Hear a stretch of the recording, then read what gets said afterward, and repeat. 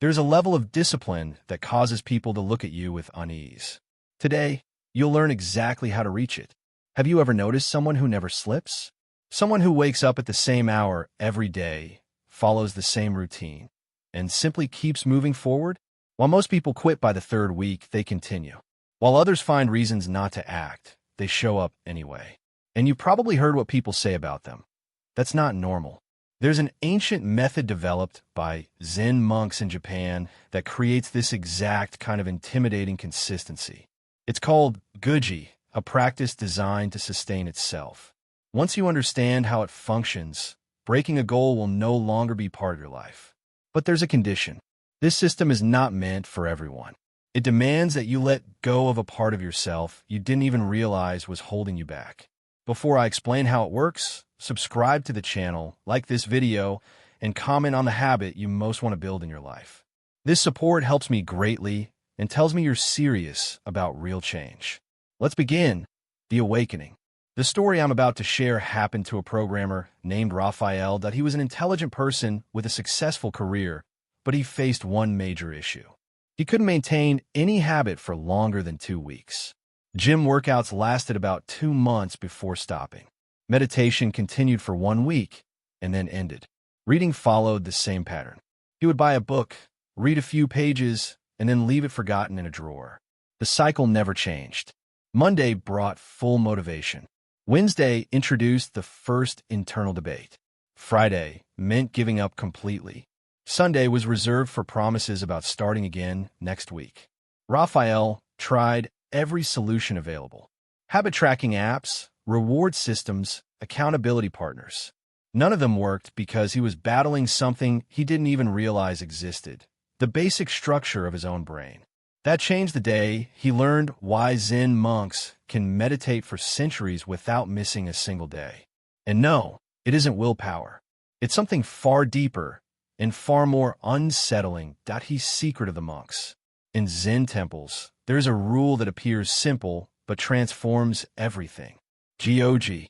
Translated directly, it means continuous practice without interruption, without gaps. Take a moment to understand what that implies. Since the year 1200 AD, every single day at exactly 3:30 a.m., a bell rings at a high temple. And since 1200 AD, every single day, the monks wake up, not at 3:25, not at 3:35, precisely at 3:30 a.m. Do you know what never happens in that temple? No monk lies in bed thinking, maybe I'll skip today. That thought doesn't exist. Why?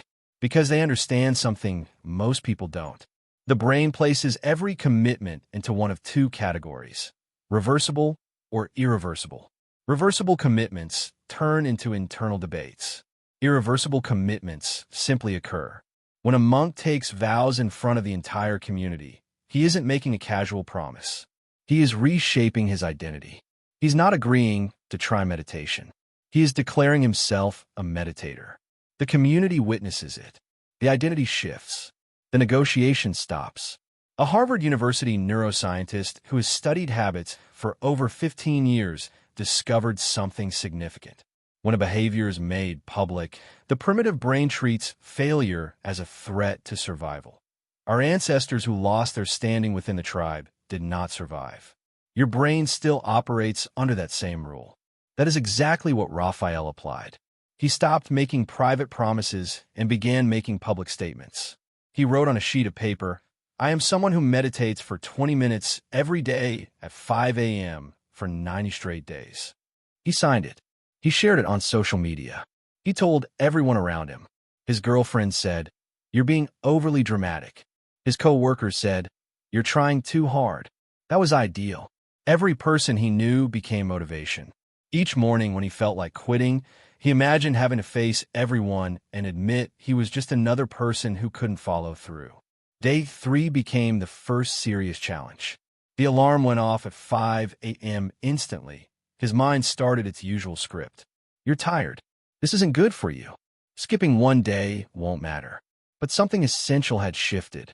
The idea of posting online that he failed after 3 days was unbearable. The thought of looking his girlfriend in the eyes and admitting he quit again was worse. The public declaration made quitting more painful than continuing. But this is where the real struggle began. The internal war. Even with all that social pressure, Raphael was still fighting himself every day.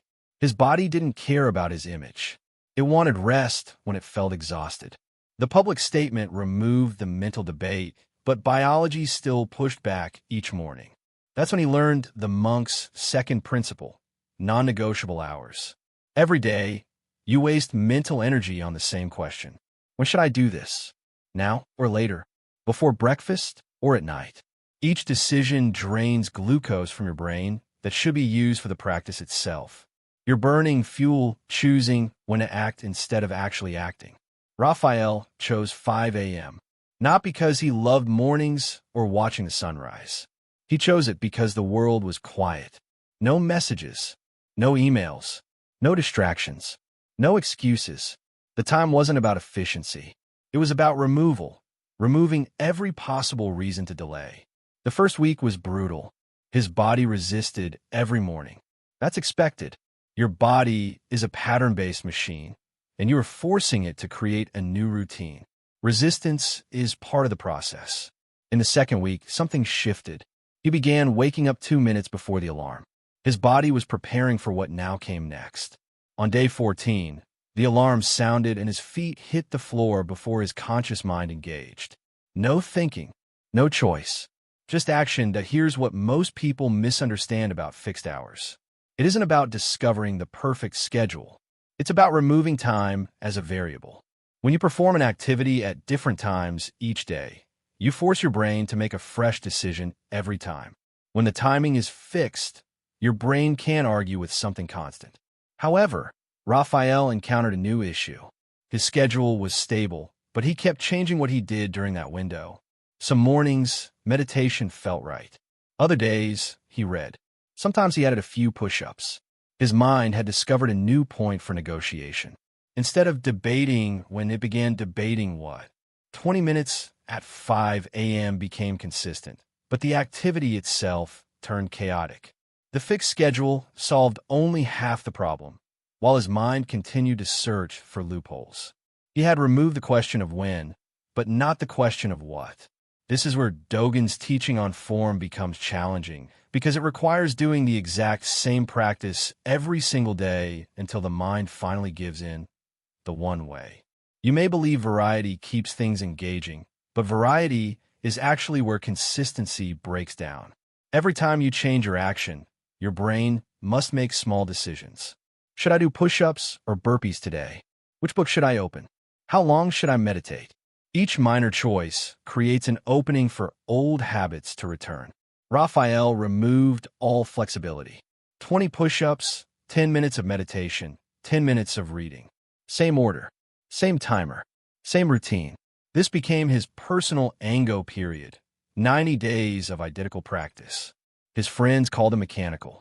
His girlfriend said he was becoming irritating.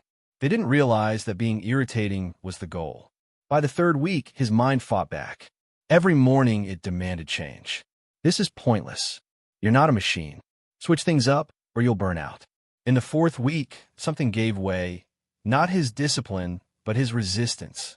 The voice of negotiation became quieter.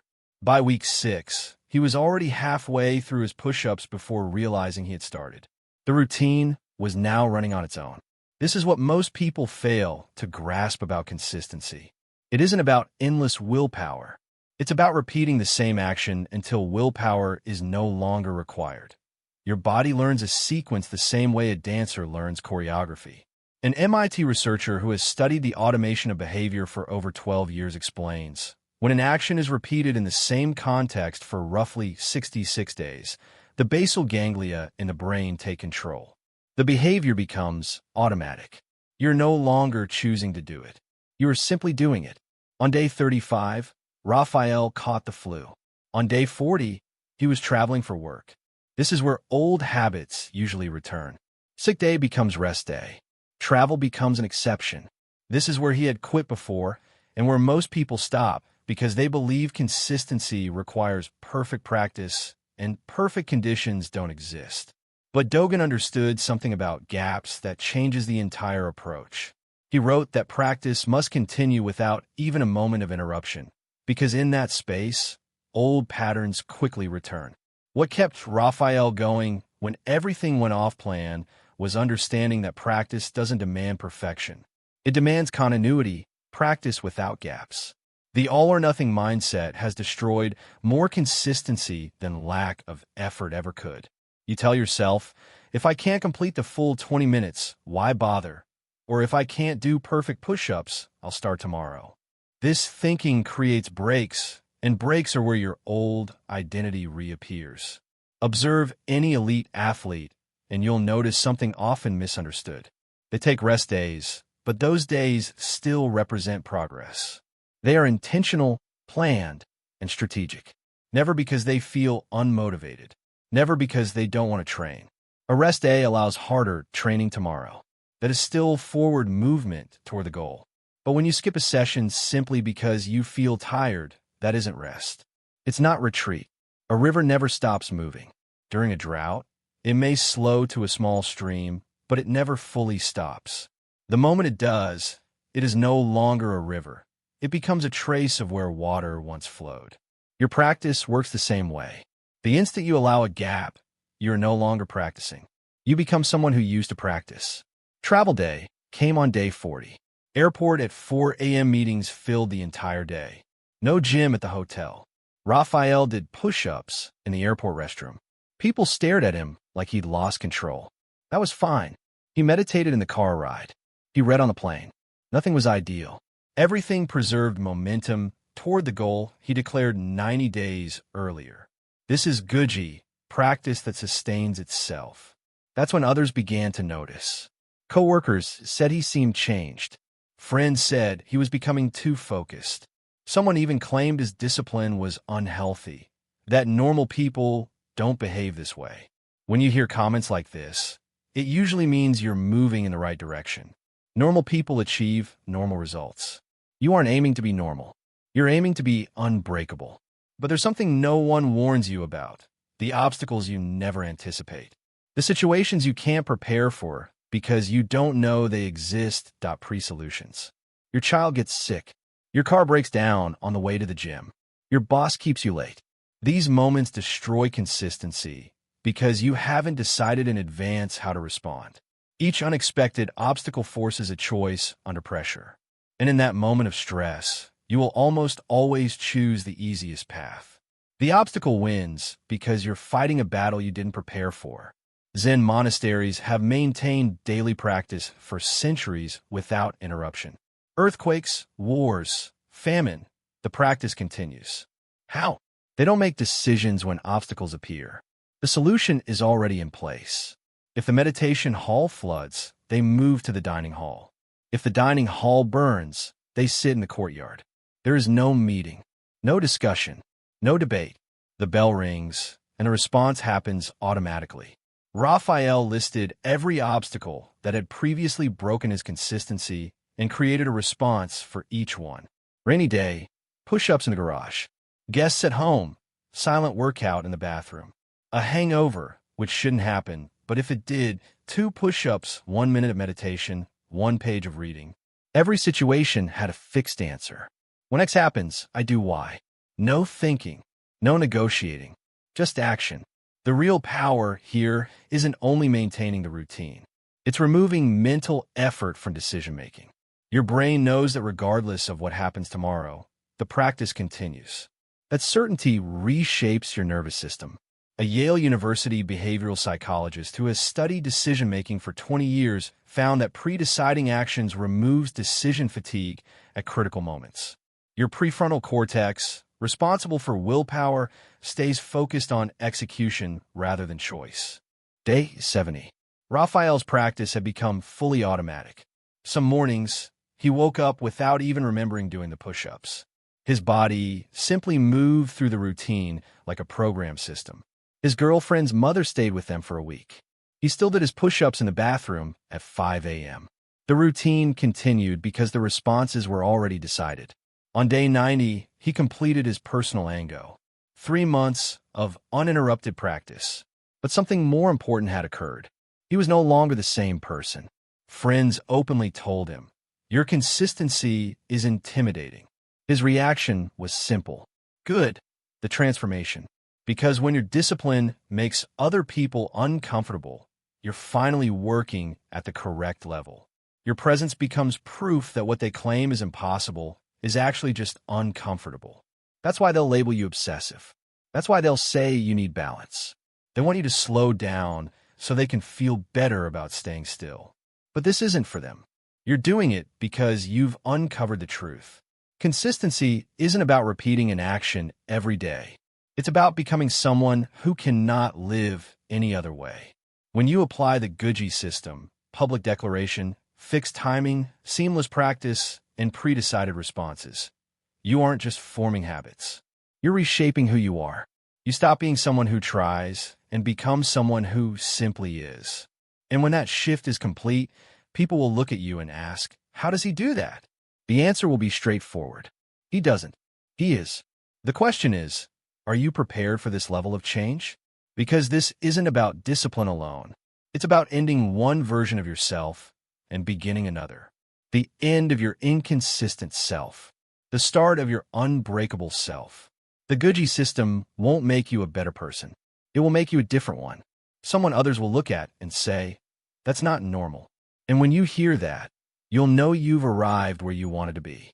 If this video shifted how you think about discipline and consistency, subscribe to the channel and turn on the notification bell so you don't miss future content designed to challenge you. And leave a comment sharing your public declaration. Which habit will you build using the Gyoji System? Remember, the consistency that unsettles others is the only consistency that truly matters. If you've watched until now, thank you for your time. I'll see you in the next video.